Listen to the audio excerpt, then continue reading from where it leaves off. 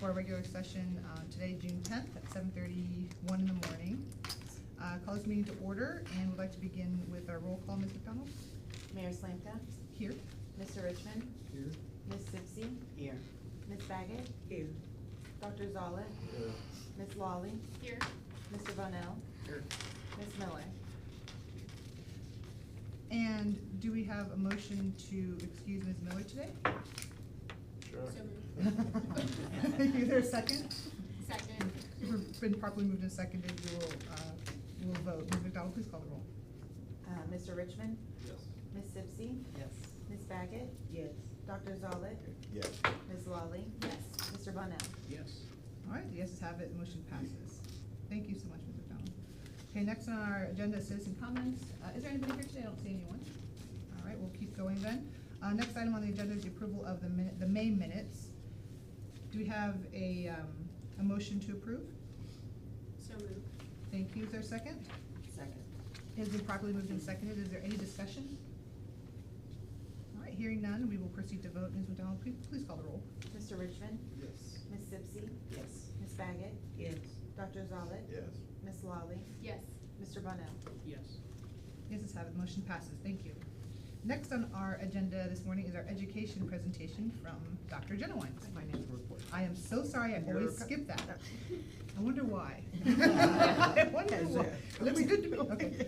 Next on the item, excuse me, Dr. Genowine, is the, to receive and file the financial report for May of 2025. Is there a motion to receive and file?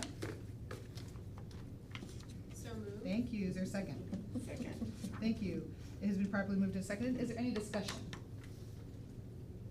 All right, hearing none, we will proceed to vote then. Ms. McDonald, please call the roll. Mr. Richmond? Yes. Ms. Sipsey? Yes. Ms. Baggett? Yes. Dr. Zollett? Yes. Ms. Lawley? Yes. Mr. Bonnell? Yes. The yeses have it, the motion passes. Thank you again. Now, Mr. Genowine, remember him? No, it's Doctor. Doctor! Ay, ay, ay, it's just not my day. All right. I don't care about that. I always said parents or somebody paid a lot of money. Dr. Genowine, MD, doctor. We'll have his presentation. Thank you, doctor. So today we're gonna talk about CPR. June has CPR Awareness Week in it. I think it's actually next week. So CPR obviously stands, you know, some of this may be a little bit redundant, but the drive home is gonna be towards the end. But cardiopulmonary resuscitation, what CPR stands for. So in the United States, approximately 400,000 Americans die annually from cardiac arrest. So cardiac arrest is where the heart just stops. For a number of reasons, the electrical activity within the heart just ceases and the heart stops pumping. So obviously that's a catastrophic event that has to be addressed very quickly to have any hope for survival. So the goal is obviously keep the blood flowing. How do we do that? By trying to perform some versions of CPR. So if CPR is performed quickly, it increases the rate of survival by 2 to 3 times. Sounds great, but it's still kind of dismal. Trained versus untrained. So trained being someone who's had extensive experience, usually in the healthcare field. Untrained would be sometimes what's referred to bystander, which is they still have had probably a course somewhere in their life, but don't have really updated skills that they're confident in what they're doing. So you have the hospital setting, is all these measures are comparing kind of hospital settings versus what is called out of hospital setting. And you've got healthcare providers, CPR trained, you're gonna do chest compressions and mouth breathing. So the current, you know, it's changed over time from when I first was trained in CPR with what the old rules were, but it's gone much more to a compression-based activity now. So the respirations are much less significant. So even if you're well-trained and you have multiple people, the rate now is 30 compressions to 2 breaths. If you're a bystander and have minimal or no training, they actually tell you don't do any breaths. It's all just about compressions. You're basically just buying time. The number one thing, first and foremost, in anything CPR is call 911. Before you do anything, before you start to do anything, someone collapses and you don't know what's going on, call 911. Because the average response time in EMS is gonna be about 8 minutes. So, and you've got 4. So at 4 minutes, the rate of survival begins to drop dramatically.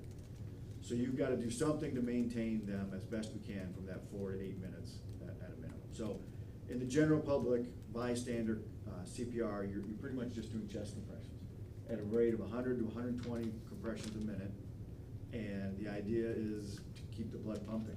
There's oxygen in the blood, there's some movement in the lungs as you're doing compression, so there's some respiration going on, but the key is to keep blood pumping to the brain and the heart itself. So in the out-of-hospital cardiac arrest, they abbreviate that as OHCA. Most often it's in the home. 73% are in the home. Public locations, which include workplaces, are about 16%, much lower percentage. Oddly enough, they separate nursing homes into a third category, which to me is kind of residence, but there are some trained people in those facilities, so they do separate that out. Of all out-of-hospital cardiac arrests, 50% are unwitnessed, which is obviously a very bad prognostic indicator, because if no one's there to help you, you're probably not going to do well. Of the remaining 50%, the hope of someone being there to A, call 911, and B, be able to perform CPR is paramount in your chance of recovery. 40% of all out-of-hospital cardiac arrests get immediate bystander CPR. Seems like a pretty high number, but in one study I read, 70% of American adults don't feel confident doing CPR. They either haven't been trained or they've had a class, but just, they're not very medically oriented, and they think they're gonna screw something up, make it worse somehow, which is really never the case. I mean, if you crack a rib, but you're performing CPR and providing blood flow, that's still gonna be a huge positive. The current rate is about 9% for survival of an out-of-hospital cardiac arrest. So that's with CPR, without CPR, that's all the numbers combined. And it's really hard to break that number out. I couldn't find any good data on comparing, the out-of-hospital cardiac arrest that's unwitnessed. There were no numbers on it, but essentially it's gonna be close to 0, because you're not gonna survive. If your heart is stopped and there's no one there to help you, it typically is not gonna just restart on its own and be okay. So pretty much all of those are when someone's around and someone initiates CPR pretty quickly.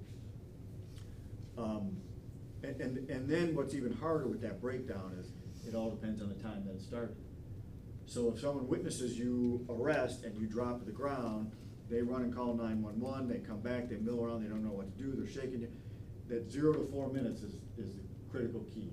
That one has up to a 40% survival rate if CPR is adequate. CPR is started within the 4-minute window.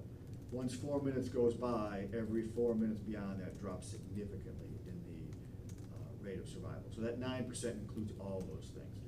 So the key really is hopefully somebody's present, and hopefully they feel confident enough to start CPR, call 911 and start CPR within the 4 minutes.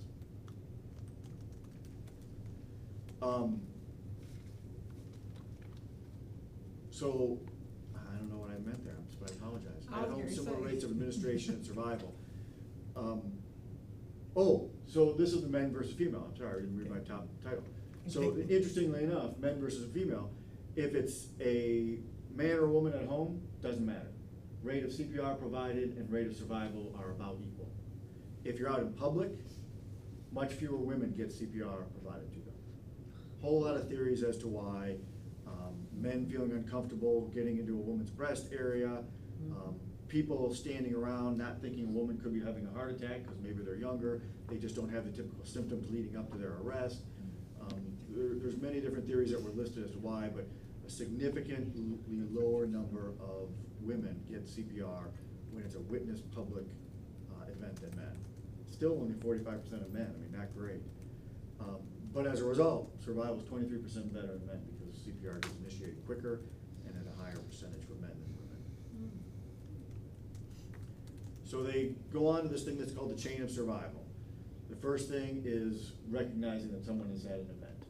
They're down, they don't have a pulse, what are you gonna do? You call 911 and initiate that CPR within 4 minutes. The earlier, the better.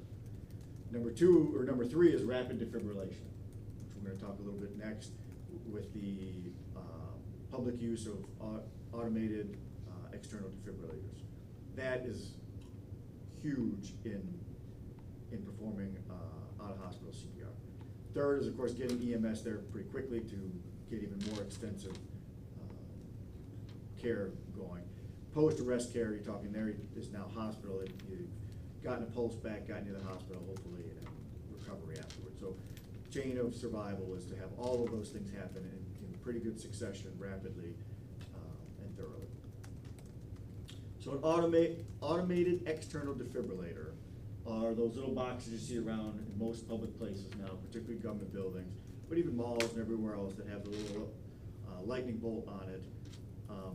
They're essentially little computers that are designed to slap 2 patches on the patient, sometimes nowadays only one, and it will automatically read, do they have a pulse? Do they have electrical conduction in the heart or not? And if they don't, then the device will deliver electrical shock itself without the individual having to be the one to administer it. Because again, it comes back to people worrying, am I gonna do harm? If I press that button to shock, am I gonna do more harm than I'm gonna do good? So a lot of people were too hesitant to do it, so they've just automated it, that the machine makes the decision and delivers the shock if it feels warranted. All those numbers we said earlier with CPR, if they get the AED shock within 4 minutes, it doubles the survival of even those people who had the early CPR initiated. So getting the AED, knowing how to use it, feeling confident with it, and executing it is huge in the numbers, because now you're doubling on top of doubling survivability. Only 9% of out-of-hospital cardiac arrests use an AED. So a terribly low number in people, again, feeling comfortable, either the unit being available, people knowing where it is, people feeling comfortable using it, that it only gets used 9% of the time if it's an out-of-the-hospital cardiac arrest. So the interesting thing to all this, I didn't put a slide in here, but as I thought about it driving in today, in-hospital cardiac arrest. Anybody have a guess at what the survivability of, if out of hospital is about 9%? I thought it was always 10% also, they said. Maybe it's higher, but that's what I. It was, you blew my thing, man. You asked. It's 20%, between the hours of 7 AM and 11 PM. So if you have an arrest in the hospital, you wanna do it in the daytime. And still you only have a 20%. So you're talking about people trained to do CPR, typically a very quick response and a quick electrical shock, and you still only have 20% survivability. If you do it at night, it drops to 15%. And it's amazing how some of the data that ran in too was how well it's performed. You know, the guide is about a 2-inch compression, and I didn't get into the hows and wheres because everybody avoids that, because again, I don't think they want people to go and get trained so you know what you're doing, because that is what gives its best spot.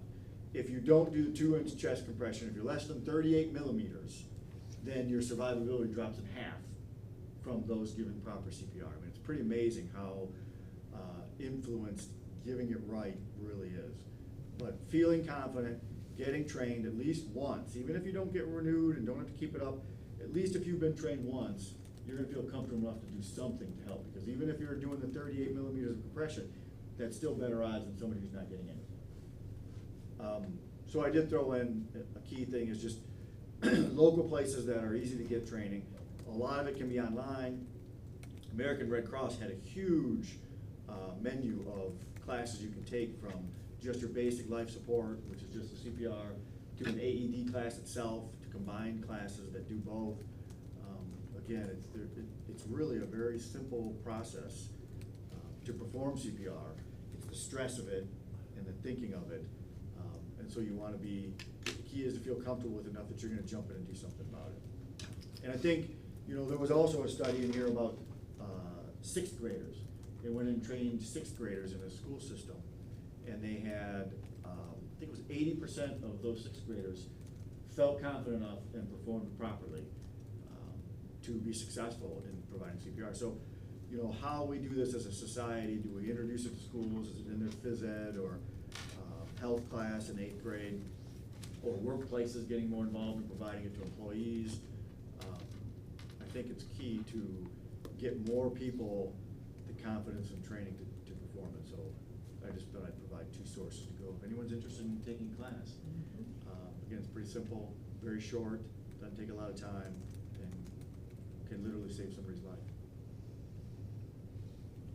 Thank you. Any comments or questions? I was gonna say, with you saying that, I think the state of Arizona had a big campaign or something like that, I'll look. And they have the lowest heart attacks, because majority, Mortality. yeah, It was mortality. huge, the difference from Yeah, state to huge, state. 'cause they And did it. oddly enough, Alaska was routinely one of the top ones in the different categories of success rates. I'll say. Because I think they're so remote, my guess, I mean, they're so remote that, you know, more people get, on the small population, more people get trained, more people know how to do it. And they had, oddly enough, one of the highest success rates in multiple categories. But yeah, it definitely depended on the state and who drives the most with education and getting people trained. Pretty cool. So, I had some questions. Does anybody else have any questions or comments? I was gonna ask you what adequacy PR is, but never mind. You already answered that question. We don't really go into it, but we can get classes. It's also the rate. Oh, So okay. 100 to 120 compressions a lot. minute is key, it is. Mhm. It's 2 a second. Yeah. As you're going for a minute, 2 a second is what you're after. Okay, so this guy taught it, it was really cool, he said, staying alive. Yeah. Oh, yeah. He was like, it was really cool, but it stuck in your mind, and he said, make sure you do that song, or Yeah. whatever, so I was The like. rhythm to it. The yeah. rhythm And to like Yeah, it. but think- Tiffany just pointed out, it's very exhausting. Yeah, you So get if you've tired. got Yeah. 2 people Oh, who yeah. can do it Yeah. Right. and switch Trading in and out, out. yeah. Yeah. Two people is definitely better. And for people Yeah. who listen to music now, Pink Pony Girl goes at the same beat. Yep. Sing see- that. That's Oh, funny. yeah. Yeah, I have no idea what that is, but- Not a good one. I can't. Wait, what I if you can't stop because you comment. forget the words, Oh, yeah. Just keep going over and Just over. keep saying stay Well, alive. another interesting one they found was when you're doing the compressions, particularly if you're 2-person or CPR trained and doing the 30 compressions and 2 breaths, that you don't pause and keep your hands on your chest. Mhm. Too many times, people's instinct was to stop the compressions, but keep their hands on their chest, and it kept it compressed to a certain degree. And then you don't get the expansion and the breath. And, Wow. so it was kind of hammered repeatedly of, do not lean on the patient when you're not doing the compressions. Seriously. Oh, my. That's me. Tiffany just did it last week. Yeah, Oh my God. seriously, Yeah. yeah. Easy, right? Quick and easy. Tell them how quick and easy it is. I was Anything very else? sore, The very, training part? very Yeah, sore. yeah. And it seemed like it took forever, and thank goodness the director of nursing, cause it was early in the morning, it was like 6 in the morning, so it wasn't that many people there. And not that many people that knew, well, actually, I was the only one that was, and I just so happened to go in early that day. And, going down the hall, and I was just like, but everything comes back so fast. Well, how'd you do? Your adrenaline. She made it. Wow. I thought you were talking training. Oh, no, it happened. Holy And I cow. hadn't had to do that in years, and it was like I was trying to think, everything was going so fast, but when I started getting tired, that's when the DON came in, and how we switched, I thought was pretty cool, cause like you said, we kinda didn't stop. She kinda got on the edge of the bed, and I kinda slid like around her, and she just kept going, but then I was just like, but I remember the next day, my stomach muscles and everything was so sore. But, she did make it. There you go. When you do it, do you have to keep your arms straight, like your elbows locked? I did, but you could just feel when sometimes you cracking stuff, you know what I mean, and. You're gonna use less muscles if you do that, you know, so Oh, yeah, so you'll straight, be able to do it use your- longer Yeah. if you're straight arm. But the end result is just how do you effectively get that 2-inch compression? Yeah. Yeah, Wow. and somebody was like, one of the other aides was like, cause I was trying to keep my count straight, you know what I mean, cause I just was like, oh, through everything, and, yeah, it was something. Wow. I'm gonna tell IT to put up there that is the month, I just reminded myself to put up there that it is, CPR month, and where our AED is kept, because most people don't know. And Yeah. you're right, you had made that, most people right now, if you had leave and say, where's AED in the building? Most people don't know. They were never told, Sure they or they don't. don't remember. And they're usually in a pretty public place, but kinda hidden. Yep. They'll call Like for behind a you if pole, there's a or, problem. And they're you just really don't see not, it. you can't just be standing in the lobby downstairs and you're gonna look around and see the Right. AED. Where is ours? It's right down the hall next to the water window where Rhonda sits. On the first In the floor. first, Oh. yeah, in the lobby, to the Mhm. left, where the light. Okay. Yeah, but they were saying that, and then batteries aren't. That's we- because Batteries. after they Yeah, get their they water have to be bill, tested they and have a checked. cardiac arrest. Yeah, They get that's where, heated down there. that's where, Prices. we've been down there a couple times. They call us all the Yeah. time that people pass out down in the lobby. Oh, And they- wow. yeah. After they get the bill. Yeah. they get that. So I And think cost that- of- You don't get into that. Cost of those have come down dramatically too. I mean, they used to be $5,000 to $8,000, and there were some, for $800. I mean, that's probably a cheap one, but $1,000 to $2,000 was pretty standard to get name brand, AED, which, That's good. yeah. for any Okay. business, place of employment, even homes, Mhm. it's not a bad idea. That's what I was thinking, like, especially if somebody has heart disease or Yeah. they have an Yeah. elevated risk. Right. So does, insurance cover that? No. Nope, okay, so about $800 to $1,200 for an at-home or in-office? Yeah, up to 2,000. Up to yeah. 2,000. And that was one of my questions. I guess where they're really successful again is with sports and stuff. where This they is get all adult, shocked. because children is altogether different, right? Because, Mhm. because But typically it's the a cause of the it's an arrest is electrical different kids. problem, but- Yeah, yeah, Mm. it's a, yeah, Yeah. you can snap them back. Right, and Usually that's an no adult with a real- bad heart, so, and Yeah. usually multiple comorbidities, and, but Mm. you're right, it's a good point. With kids, it's usually Electrical. yeah, not necessarily a fixable problem, but it's a single problem that if you can get that shock in, Oh. survivability is dramatically better. Hmm. And, I was curious, maybe some people don't wanna do it out because of like repercussions if something goes wrong, like, can Good Samaritans be sued if they crack I ribs? think there's or- a. I think there, I did not go look into that, but I think that there is a good Samaritan law that you can't be Yeah. sued for performing Okay. CPR. yeah. Okay, fantastic, well, that's good I to think know. so. But again, that's a good point too, that people get hesitant about that, because they're not sure, they're not confident that that's something bad is gonna come back on them if they screw something up. But again, it's better to do it and screw it up than not to try it at all.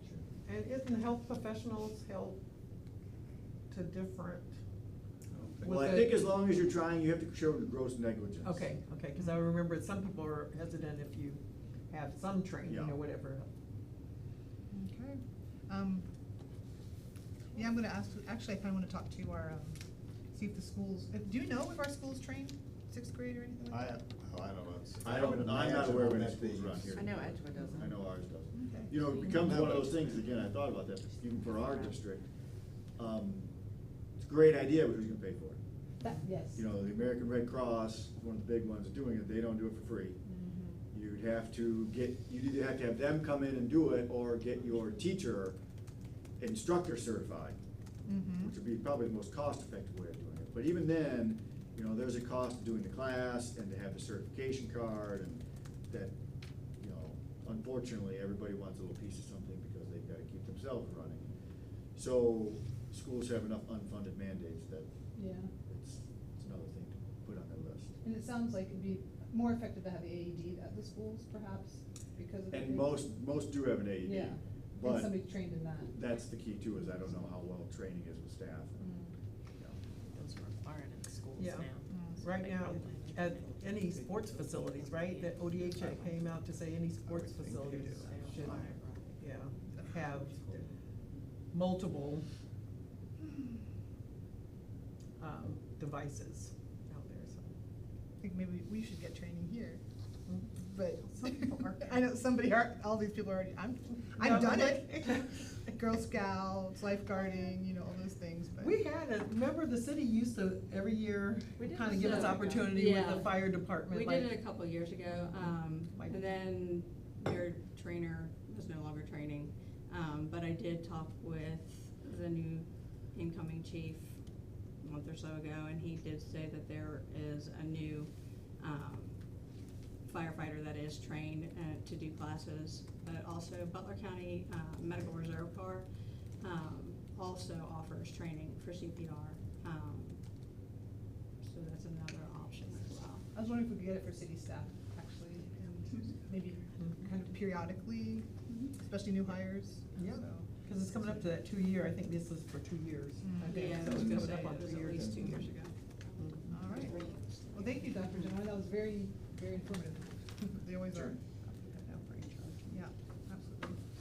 Okay, any other comments or questions? Nope. All right, we shall move on to new business, travel authorizations. We have none this month. Well, I it's thought we one. did. Yeah, I thought we did.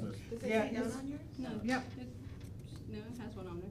Maybe Maybe it's- I It's gave on you the there. wrong, I Mine says printed none. it this morning. Oh, yeah. Yeah, cause I remember reading that we had one, so Yes. that's okay, that's okay. Yeah, we have one, so let's hear about it. And this is for Amanda and Stephanie to do vital stat training in Columbus. So it's a mini one, they just have travel costs, gas mileage.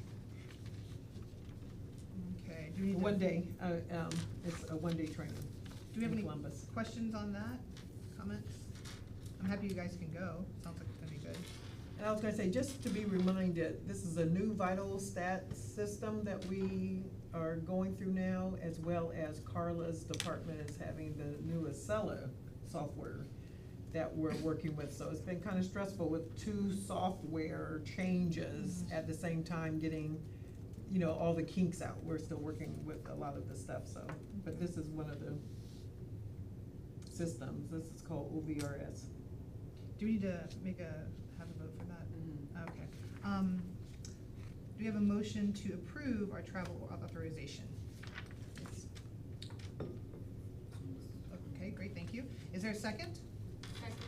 It has been properly moved and seconded. Is there any discussion? Hearing none, we will proceed to vote. Ms. McDonald, please call the roll. Mr. Richmond? Yes. Ms. Zipsey? Yes. Ms. Baggett? Yes. Dr. Zollett? Yes. Ms. Lawley? Yes. Mr. Bonnell? Yes. The yeses have it, the motion passes. Thank you. All right, up next are our reports, and we'll start with our health commissioner. I just have a few since we have executive session 2.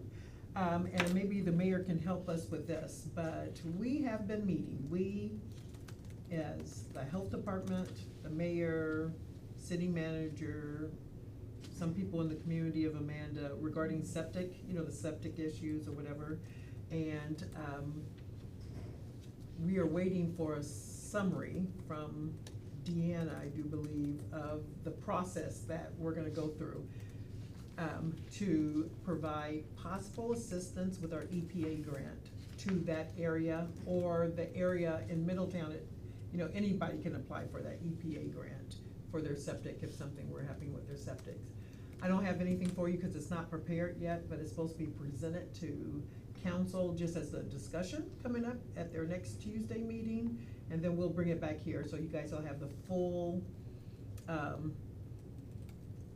beginning process of what we're gonna offer the communities with septics. And it's about, the board has always struggled with this for the 28 years I've been here, is if a system fails in the Amanda area, 1, could it be repaired or replaced? 2, could they afford to repair it or replace?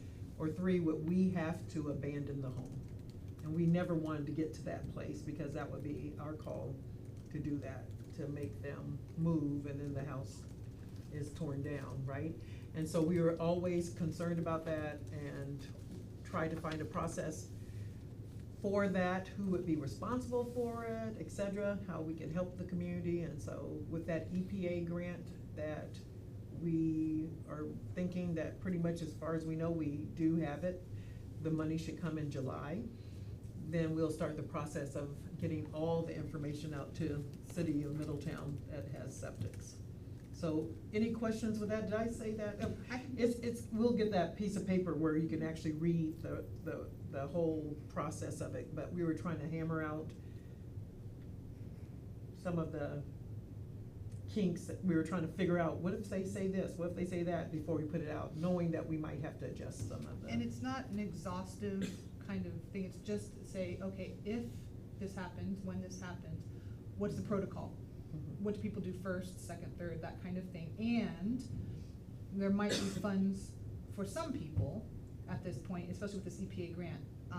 So that's kind of where we're at right now. We have a nice little flow chart, nice little summary coming up from Ms. Shores.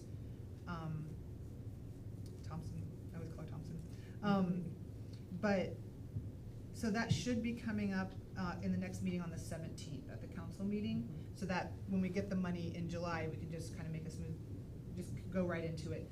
I think eventually, we might be looking at having it matched at some point, but I think this first year, we're just looking at just the grant itself to see how this goes, and see if it's utilized and how. So yeah, we should have that for the next meeting, just to show the flow chart. And another thing that we have been working on, again, I've been spending a lot of time with the mayor, with the city manager, is cats. We were talking about Smith Park and the cats. And so hopefully we have another meeting, city manager Combs should be setting up another meeting where we can have some resolution with that as well.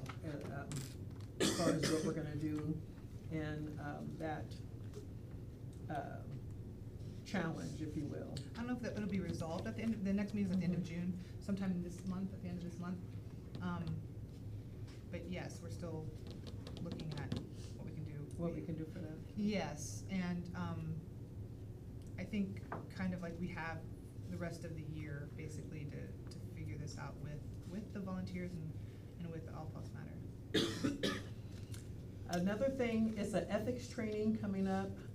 HR, Megan Ellis has found an 1 hour training that you can go on the computer and go through, and at the end, print out your certificate. And so I'll send that out to everyone. She wanted the senior staff to take it first, and so we'll be getting that link. I'll take it and see how grueling it is. Shouldn't be too bad. And then we'll send it out to you guys. That'll be part of your board education as well. The law department usually goes over a training for commission, boards of commission. And so Julie requested that I put out there for you all what is a good day or time for the law department.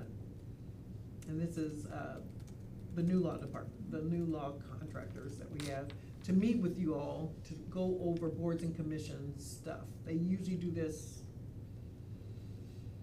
kind of like every year or whatever, but I heard it's like an hour, maybe an hour and a half, where they say your responsibilities and liabilities and da-da-da-da-da-da-da. So I said I would put it out there. I know, they had one down in the chamber with all board and commissions a long time ago, but now they're doing it spottedly. So I was just putting it out there for you. We'll get something on the schedule. We'll see if we can maybe do it in the future, maybe, I don't know, this is too long of a day for you guys if you guys stayed after a meeting, but I'll just have Amanda send out, would it be better for you to do it in the morning, midday, or evening, like at 5 o'clock or something like that, and we'll get whoever can come. They used to, Carla, correct me if I'm wrong, they used to put it, they had it, IT had taped one time where we could watch it too, so that'd be good. Better. So I'll get back with you, but I just wanted to make sure you guys knew about that. And I think last two things, this is a lunch and learn we're gonna have Friday. Everyone is invited, you can come or not. I'm gonna purchase lunch personally for the staff and HR, but this doctor is a new chiropractor in town, but he wanted to meet with us and talk about tech's neck and proper sitting in chairs and et cetera. And so we said, sure, we could come in and get some health information. It's not marketing for him or whatever, but he'll be here Friday from 12 to 1, and it should be no longer than that, I don't think. But I thought it was interesting, and HR, a person from HR is gonna come in and watch, because we used to, a long time ago, the city organization used to do lunch and learns, and it would be over everything. It would be over saving, banking, PERS, OPERS, not OPERS, what was the other one that we did? Deferred comp. We used to do a lot of lunch and learns for the staff, and this may start back up. And so this is going on Friday. Take that flyer if you will, if you want. This is the 26th of this month. It's coming all of a sudden. It's right here. I don't know the words to my song yet, but I don't think anybody will know, right? That's why I said this. Anyway, I don't think anybody will know. But anyway, Paul read his, can't touch this, I That's don't know true. how that's all he said, can't touch this, my, but Do you know anyway. what this is? Have you heard, have You did well, you go ahead and you promote it, you did, I Well, saw I your love video. this. This is the best night in Middletown. The Middletown Rocks have, this is the big fundraiser, annual fundraiser for CBI, which is a community building institute here in Middletown. They're housed at the community center next to Douglas Park. And it is a night in Middletown. If you're able to come, spread the word, tell your friends, invite them. We get Middletown celebrities like our health commissioner here. And they will be basically doing hyped up like karaoke with a live band. Live Your Dream, I believe, is the name of the band. Yep. They're excellent. So they have a live band behind them. We have an MC, Stephen Hightower II. It's just lights, camera action, like beautiful at the Sorg Opera House on the stage. And it's so much fun. And there's also a VIP session beforehand, but it's for a great cause. It's for the children. That's why I kept telling myself last That's what year. I keep telling myself. Like last year when I had to sing, I was like, oh, they're gonna ask me, and they did. And I was like, it's for the children. But that really helped because it was so much fun. And some of the singers are actually really, really quality. So it's gonna be a lot of fun. And are you singing with Clayton Castle? Our community I'm singer? singing with Clayton Castle, and it is a skit. A performance? Yeah, a song skit, that's why, we had to have comedy, I can't sing. It's like a Michael Jackson video. Yeah, maybe I can't sing, so there had to be some comedy in there, so. But no, it should be fun, I keep saying it is for the kids, you have to raise money, so everyone's supposed to raise $2,000. I have met my goal, but still am collecting money for the kids, cause all that goes to the kids. Yeah, I tried to do it early, trying to get, cause I was gonna do the rest of it myself, so thank God I didn't have to. But anyway, come out and support. You can support multiple ways. You could just go online and donate, buy a ticket and come see us, make fun of ourselves. This is not one of my bucket lists. My bucket list is being a stand-up comedian, not being a singer.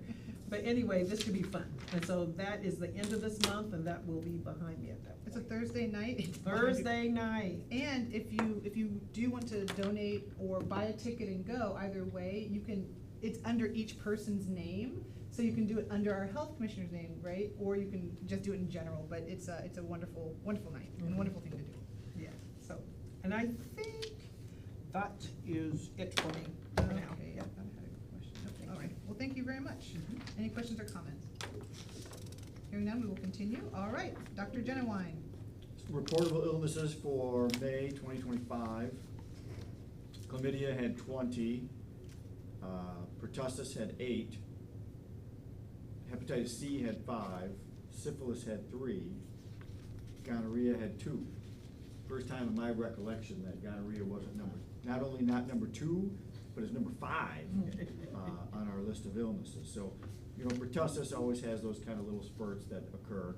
Hepatitis C is the one that's the interesting one. That is chronic hepatitis C. It's not necessarily acute infection, but part of that is probably partially a result of increased testing in physicians' offices. It's recommended now that pretty much everybody gets screened for hepatitis C. So some of that can just be that we're looking more, but that's been ongoing for 2 or 3 years at least, and so these numbers seem to keep slowly creeping up. I think it's more than just looking more, but anyway. So gonorrhea was 2, carbapenemase producing organism was 2, Candida auris was 1, Haemophilus influenza was 1, hepatitis B was 1 Legionella, 1 strep pneumonia, 1 invasive strep A, and again 1 TB, without any real information from Butler County on this is the 3rd month in a row with 1 case. And I'll let the nursing director talk a little bit more about that, like she does, but those are all of mine. Thank you, doctor. Any comments or questions? I had one about the communicable diseases. Noticing that the rate is pretty high in Butler County. And it says here that the residents of Butler County were 29% more likely to be the subject of a notifiable disease report when compared to the rest of Ohio as a whole, and that these results are statistically significant. And is there any idea, any theory as to why or what we can do? Not that I'm aware of. I mean, Yeah. my first guess, of course, would be populations of Hamilton and Middletown cities in particular that do lead to an increase. But you know, when you're looking at larger cities that have a much bigger problem than, even these two middle-sized cities, it's hard to say exactly why. But when you're comparing to many rural, you know, most of Ohio's counties are rural, smaller. You really have, what, 1, 2, 3, 4, 5, 6 or 7 counties that are most populous. So the other 81 counties are much more rural and don't have some of those urban center problems. I wonder if we can get numbers that are more comparable to the numbers we have in Butler County, because it just compares us to the rest of Ohio. I'm just interested, because that seems like, it says it's significant as well, and it seems like it's a bit higher. So just curious as to why. I understand what you're saying about population density. At the same time, just what can we do? What, is there education? I'm not sure. I think it also may be that Butler County has very low resources for, infectious diseases Yes, anymore. what are the diseases that are? Yeah. Yeah. Because then you can target what those higher incidents are. You can target messaging out to that. Because larger metropolitan cities will have a lot of, clinics, a lot of STD clinics, a lot of, like Caracol, they have, you know, the urban cities tend to have a lot more of those type of resources and outreach. And even the needle Butler County exchange, I doesn't. mean, Preble County or those rural counties aren't gonna have needle exchange where you're getting HIV testing, and Right. hepatitis testing, and, you know, Right. different, screening for some of these illnesses that are not gonna be present in most of those other smaller counties. Yeah, that's actually something I wanted to talk about today, was the needle exchange, just because it came up in one of the articles. But yeah, it looks like some of these are STIs and some things I can't pronounce, like hepatitis and all kinds of things. Okay, so maybe we can get some more feedback on what are the diseases, and then what we can do, and maybe have that conversation about needle exchange. Chandra can take that back to our epidemiologists and let them tease that out for us. Oh, perfect, thank you. Anything else any questions or comments for the doctor? All right, thank you. So moving on with our Director of Nursing. So the TB case, I've not heard anything new from Butler County since I spoke with them a few weeks back, in regards to our TB cases. I do believe this 4th case, is the child of the adult that we discussed at the last meeting. I think that just the timing of when the diagnosis came through, we already knew about it. It was a new month kind of statistics thing, but I'm gonna double check on that to be sure. But the last I heard, everybody's taking medications just fine, the child's tolerating it. It is an issue with trying to get kids to take meds, because, you know, especially a 2-year-old, 3-year-old, they don't swallow pills.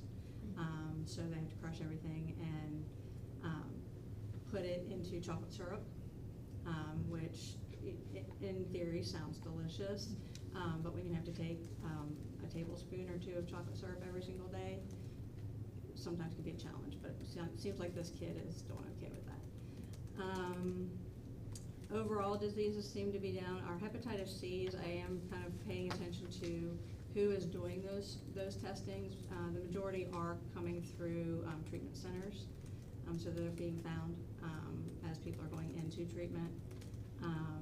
Occasionally, we'll get an insurance adjuster screening will pop through, which is always kind of, when I'm looking for the provider name and it's a insurance company, it's always just kind of, just something that I find interesting. Recently we had one come up from a donor. The donor organ came from a person who had hepatitis. So unfortunately, the recipient now tests positive for hepatitis C, but the good thing is it's, for the most part, hepatitis C is now very treatable. So that's kind of the newest thing that I've seen. They didn't find the hepatitis C before They the knew transplant? they knew, Okay. and yeah, and that's, you know, because organs are so Yeah. hard to come by, and it's now so treatable, people are opting to go ahead and take that chance, because they would rather live with hepatitis C than not live at all. So, we are done with the 2024-2025 FEP, Public Health Emergency Preparedness Grant cycle. We have received all of our payments to date. We are still waiting to hear on contract for the 25-26 upcoming FEP grant cycle. I'm keeping up with Butler County on that one to see when that contract's gonna be available for us to review. Other than that, I think that's. Health fair? Oh, health fair, yeah. So health fair, we have pushed the health fair from August 2nd to September 27th. It's giving a little bit more time for planning and organizing. We sent out invitations to community partners, local and countywide, this past week. We've gotten a few responses so far. If you know of any medical providers, social service providers, or anybody that you think may be interested, I'm happy to take more contacts in, because sometimes contacts change. So if we hit 5 different people at the same agency, we might hit the right one. So we're happy to do that. We're gonna have health related, social service related. Hopefully we'll have the Butler County MRC there for potentially stop the bleed training. Fire department's gonna be there, don't wanna touch a truck. So hopefully we'll have a lot of interesting health related, just overall wellness resource related items there. It'll be at the event center of Middletown. I'm constantly switching those up. The old Central Connections, it'll be there, so it'll be inside and out. So hopefully the weather will hold out as well. And that's a Saturday, from 10 a.m. to 2 p.m. From 10 a.m. to 2 p.m. And I do have somebody, it's wellness in general. We had the Isaiah 55 truck come to the community center this past, I guess it was, I don't remember what day it was, Friday. And she does all kinds of teaching about gardening and whole foods, natural choices. You like that? I'll get you the Yes. information. That's what I got Yes, it with. please. It's after the meeting. Love that. And I was going to say, this resource fair, we're looking at too. So if funeral homes, I mean, They were all sometimes, invited. yeah, hospice, funeral homes, what we're trying to do is have people more informed. As far as like right now, we have, like when we have deaths, people really do not know the process of what to do, how to do it, how to prepare. Last will and testament, we're trying to do a lot of different resources to inform people instead of, when those crises, they just don't know where to go to do things. So health is, we're trying to do a holistic health, everything health. How to be in the gyms, if you guys, Joe, if you wanted to see some like health programming or, anything that you can think of that, cause it should be everyone there. It should be city employees there, anyone there that can look at different programming or to get your information out. And so it would. Yeah, we've invited different departments in the city. I actually coincidentally, reached out to council member who is part of the liaison to the Parks Board, and they happened to have a Parks Board meeting last night. I'm like, please, ask them if anybody would be interested, because what's going on in the parks would be a great resource for families and residents to get information on. So yes, we're looking, overall everything, birth to death, basically. We want everybody to walk away with some information. We're hoping to have some fun door prizes, raffle kind of items, to be determined. Still waiting to hear back, but I'm hopeful. So I think it'll be a good time. It seems like people are not getting the invitation. I have a feeling because I sent it out in such a large bulk email that it may be getting stuck in people's spam. So I'm going to be resending, possibly before most likely before the end of this week, because I want people to have that opportunity to mull it over and say yes. We're also looking for sponsors. For advertising, we want to put yard signs out around town. We would, any way that we can help with maybe providing snacks to the vendors. They're going to be there for 4 hours through lunchtime. We'd like to make them as comfortable as possible as well. So if anybody knows of anybody who would be willing to sponsor, any amount will help. I'm the primary point of contact, so they can always reach out to me either on my email or call me on my phone number. Have you, I feel like Downtown Middletown Inc., DMI might be able to help with For that. sponsorship? Yes, because, they have Yeah. contact with so many of the businesses. Yes. Have you reached out to That's them? I have not yet, that's the next push, is to look for the sponsorship. I wanted to get the invites out and then, meet and talk with folks about who would be some good potentials. Cause I was also going to potentially speak with, Lisha Moreland, because she's so well connected in the community as well, what her thoughts were, so. Have we, But, yeah. have we told Clayton Castle, the communication manager, about this? Like, do we Yes. have it already out? Yes, but I don't know that it's already out on Facebook, I don't follow Facebook close enough, but I do know that Clayton is aware because, Angie down at the event center we were messaging back and forth, and she was with Clayton, and she's like, Clayton already knows, he knows that we need to post this, so yes. One of the things that I loved about what DMI did, and I don't know if they're still doing it, but I would also ask them if they could do this, is whenever there was an event, they would also ask and provide the actual Facebook, whatever you call it, for asking the businesses to promote it on their own Promote it. pages, Oh. because then it reaches different communities that we wouldn't normally reach. So I know. Thank you. Yes, absolutely, we'd love to do that, just personally speaking, at the bakery, Central Bakery Yeah. Shop, we'd love to post this on our site as well. But it's very useful and very helpful. And our partners are, obviously, they're all welcome to share the save the date. I know Butler County has already shared the save the date on their sites. So, it's coming along. We're excited about this, so. Yeah, I'm excited, I'm glad you changed the date too, because I might have had a conflict, so I'm happy. Any other questions or comments? All right, moving on, Environmental Health Director. For the month of May, we had received 9 plan reviews. Pepper's World, which is on Commerce Drive, Pepper's World Cafe. We also received 6 micro market plans. 5 of those was at AK Steel. Again, micro markets are it's like a self-service convenience store. And it appears that they're replacing, the micro markets are gonna be replacing vending machines. So we'll be seeing a reduction in vending machines in a lot of the manufacturing facilities. And the other one was at C Alliance Steel. And the Atrium YMCA, we approved, we had an expedited plan for their concession for the pool. They're gonna have a concession at the pool. We also received and approved plans for Fraser's Kitchen, which is on a new restaurant on Central Avenue. I believe they're serving breakfast, so stop by there, yeah. Next to Grandpa.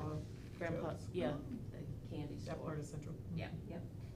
One change of ownership, we had this, the month of May, Starvin' Marvin's, JJ's Burgers and Wings replaced, Starvin' Marvin's, and that was on Titus Avenue. I don't know if you're familiar with, North Star Classical, Christian School. They will not reopen, next year, so this is their last cycle, and that's 7 nights in the United Methodist Church. So, this is their last, year, well, school's over, I guess, now, so they won't renew. We actually, a couple weeks, I guess it's been a week, we actually asked one of our retail facilities to close. Brandy had gone in for an, inspection, and they've had, some issues with, rodent activity, so we asked them to close and they closed voluntarily. And they're still closed. So we gave them some options and some things to do, to get the store clean the store up, alleviate the drop-ins that was throughout the store and the activity that was in the store. So as of now, they're still closed, they haven't reopened. Where's that? Yankee Road. The rest of the facility on Yankee Road. It's a retail establishment. A lot of times we give them the option of voluntary close. If they don't voluntarily close and they need to, I use Jackie's, our official order to suspend their license, but they agreed to close, so I didn't have to utilize that. And if, go ahead. I was gonna say, and if they are still closed, they are remaining closed because they haven't, right? Correct. Fixed the problem, so we don't tell you to close for a certain amount of time or whatever, we say, we recommend you close to rectify the problem or resolve the issue. How long you stay closed is basically on that resolution. And they are required to get a re-inspection before they open to make sure that everything has been taken care of. We Yeah. are, anything else? That was my question. Oh, okay. She just pulled it out. Okay, Amanda, we're still continuing with Acela, which is our, platform that we're using to, for all of our programs. We went from Health Space to Acela, and we're struggling through the process of trying to figure out how to use the system. And Amanda and I have been working together and on the calls, so all the staff, and we're trying to train the staff, so all the staff, it will not tie up everybody's time. We on weekly calls with ODH and Acela, so, yeah, it's definitely a struggle. Just trying to learn how to use the system, it's not really user-friendly, and it's taking up a lot of time. The public-facing portal, we have not even attempted to use it because we feel like we need to figure out how to use the system. We're trying to figure out how to use the system in-house before we get the public to use it, and that's across the state. Everybody's doing the same thing. We were also having the inspectors to continue using paper until we just figured out how to use the This system. is a state mandate or It's not a mandate, but it's their system and they're paying for it. so why It's don't free. you use this one if it's so bad? I have no clue. I have no clue. It's free. Yeah, it's free, Oh, but. okay. I think, You get what you pay for, huh? Yeah. I was gonna say here loud and clear, Health Space where we were using is Worked fine. gone. It's gone, yeah. Yeah, worked fine, we had it all done, but it's gone. And so this is to replace it. Other health departments are having the exact same issues. And so, Was it gone because of the new one, or it was just gonna be gone anyway, and they needed something else? Well, I think they had some issues with with Health Space, and maybe not providing everything that they needed. all the So, modules. All the modules and Okay. things like that. So they went with this new system, which is way worse. It's just not. And the whole it's- state is having well, difficulties. 60 some health departments. yeah. Sounds like the state. Is there gonna be something done? They are trying to work it out, and I think Jackie and them, the health commissioners really need to get involved, and I And think that's that what they are. we did. Jennifer is our district leader, chair of our district, Southwest District, and she sent out an email yesterday and said, what are your complaints, problems, or whatever, and everybody just bombarded her with all of it, and it was ditto, ditto, ditto, ditto. And they're gonna get back with the state on this, but the big health departments are saying, we might develop our own in the meantime. They have the money and IT to do that.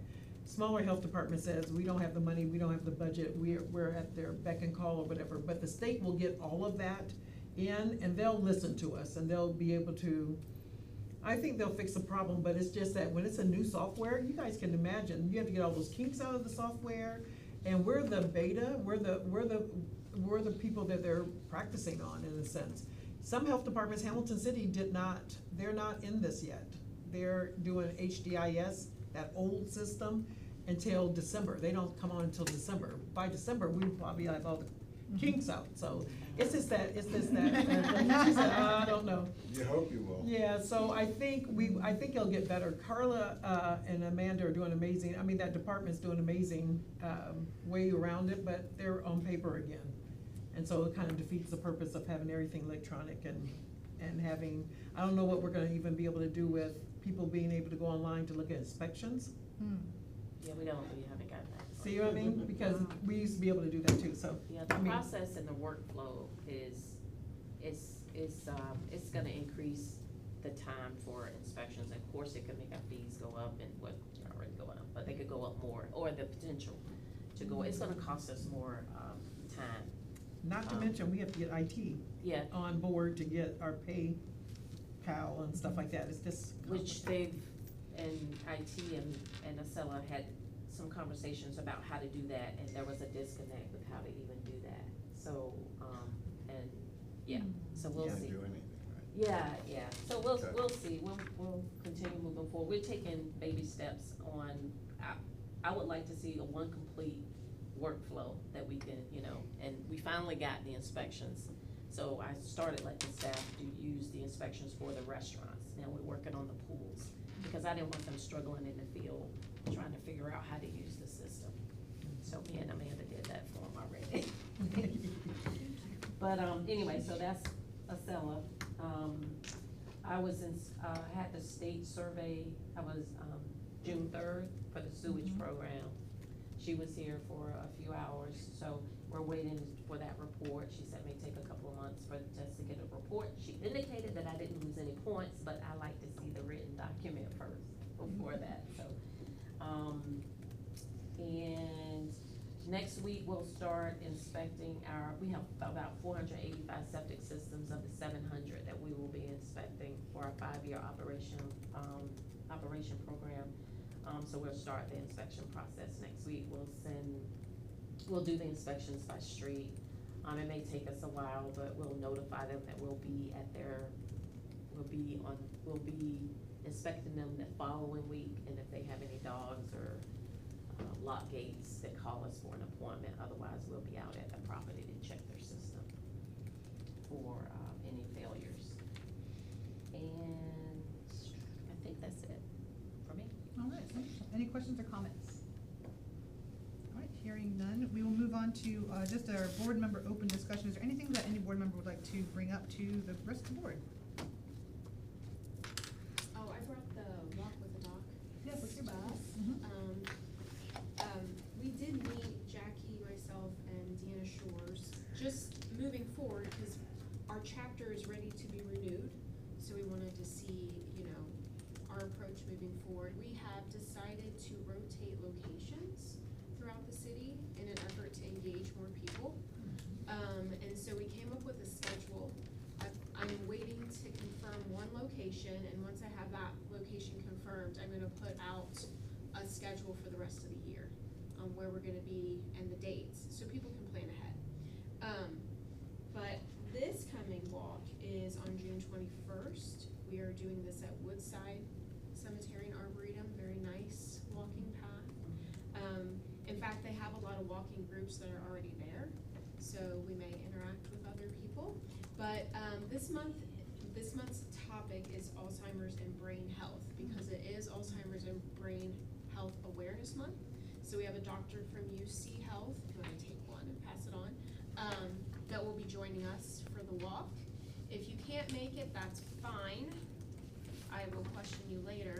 But if you're able to promote this and get it out, that would be great. We are also going to be doing Facebook events prior to every walk, so that it is out on Facebook. We promote it using the flyer and stuff on Facebook, but creating an event could potentially create more interaction, because when somebody responds to an event, their friends see it, and you can share the event and stuff like that. So we're gonna see how engagement potentially grows utilizing that method.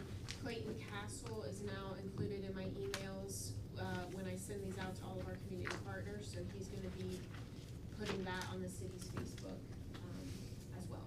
So hopefully increased engagement and visibility with the entire city. And if you want to be included on those emails when I send out the attachments, let me know. I'll include you in that group so that you get the digital version. I'm not sure if I'm on the group, but I don't think you are. I'd like to be then. Okay. Yes. And there's no excuse if you forget. Yeah. I don't know about, Yeah. It's mental health, Alzheimer's. Yeah, and So you are a comedian. I am. It fell like a rock. So this is at Woodside Cemetery. Is there a particular place? I don't know. That's the a meeting. good question, and I thought about that after I put all it out. We're just gonna meet by their little community room. I'm gonna have a sign out. Good idea. Okay. Yeah, it's when you first come in, the building Okay. there. So yeah, I'll have a sign out. Excellent. Balloons are always nice to be seen. Balloons. Oh, any other questions? Any questions about Walk with the Doc? And then any other things that board members would like to bring up in open session? I had a couple questions. One of them was to just kind of bring up this syringe exchange. But another one that is, also pressing is the gravel pile. Have we had any conversations about, like, Ms. Gaston had come to a council meeting talking about health implications. And I know one of the things that was brought up was dust. That was when I heard dust, that was my biggest concern, because we've talked about that. Any particulates you breathe in, it's not a good idea. Has there been any contact with the health department about that with the city? No, other than she said she was still waiting for council or someone from the city to contact her When did as she far say as. that? Because I know Scott Tadish is in contact with her. That's what I've been told. Do you know when she said that? I think she was saying council, yeah, it was probably Tuesday, it was sometime this week. That he- What day is it today? Tuesday. Tuesday, so it wasn't this week. Wait, Just saying, hold there's on, this thing- I could, I know, I'm right? kidding, it's a joke. No, it's, I felt too, okay. I'm trying to think what day it was. That she It was told you? Friday. Okay, yeah. It was Friday, cause I saw her, and she said, I still want the council to get in touch with me, so maybe Oh. not, yeah, so, Oh, interesting. yeah. I didn't know that. But, I don't know, I gave her air quality's information as well, cause I don't know if air quality could do some, I do know that if they do the wetting process, you don't get the Mhm, dust, mhm. but how often you have to do it, how quickly the dust Yeah. dries out, I don't know, and she was looking into, I don't know, see, I don't know, I really don't know how that works. She was saying that if you, and maybe you guys know, if you remediate or abate asbestos to bring down a building, is the asbestos still in the products of the, right? Well, yeah. And so Okay. if that's, yeah, so she was saying, so if that's aerosol, so she just has questions, and, Hmm. like I said, I gave her the air quality, and she didn't say anything about, Scott Tadish. She said, I have addressed council twice and no one has called me, and I think she was waiting, I don't know if she's anticipating maybe Got council you. calling or whatever, I didn't know if Scott. No, But I know they're moving it. She said she's been watching the bulldozer, Mhm. and she said a couple of times it looks like it started kinda coming down on the bulldozer. She said, and he was the only one over there, so if he got buried, she was worried about that process. But she's watching the Yeah. process. The so. latest that I talked about with Ms. Combs, our city manager, is that they were moving and are moving down to 25 feet. I'm interested in that wedding schedule as well, timeline on if we're gonna, like, we're getting numbers on how much it would cost to move, that kind of Mhm. thing. Having spoken with Ms. Combs, Mr. Tadish should be in communication Mhm. with her. Did not know she wanted a call from anybody on Yeah. council, but I can do that as well. Yeah. Or tell, Mr. Tadish is she satisfied with the conversation or Mhm. whatever, but that was Friday, when I saw her in the neighborhood. Well, yeah, I'll have to ask Ms. Combs.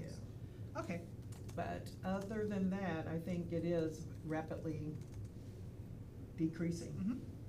Yep. One other thing I wanted to mention, and we brought it up earlier, Tom Snively, our fire chief, is retiring on Monday the 16th, so it's coming Monday. And then, Brian Wright will have his pinning ceremony on the 17th, at least at council chambers, during the meeting. If anybody would like to attend, the meeting starts at 5:30, it should be packed. They're always very beautiful, it's a very special time, if anybody would like to join, in council chambers. I think that's all I've got for today. Any other question, or not questions, but anything else that anybody would like to mention? No? Okay. So now we will move on to executive session. Do I have a motion to move to executive session under the authority of ORC 121.22G1 So to moved. consider, do I have to read the whole thing No. for the record? Come on. No, I'm serious. No, I'm serious. Do I- I'm serious too. Yes, okay, to Put it in consider there the and- appointment, employment, dismissal, discipline, promotion, demotion, or compensation of a public employee or official. Is there a second? Second. It has been properly moved and seconded. We should now move to, a vote. Ms. McDonald? Mr. Richmond? Yes. Ms. Zipsey? Yes. Ms. Baggett? Yes. Dr. Zollett? Yes. Ms. Lawley? Yes. Mr. Bonnell? Yes. Yeses have it, and the motion approved. We will now move to executive session. Thank you.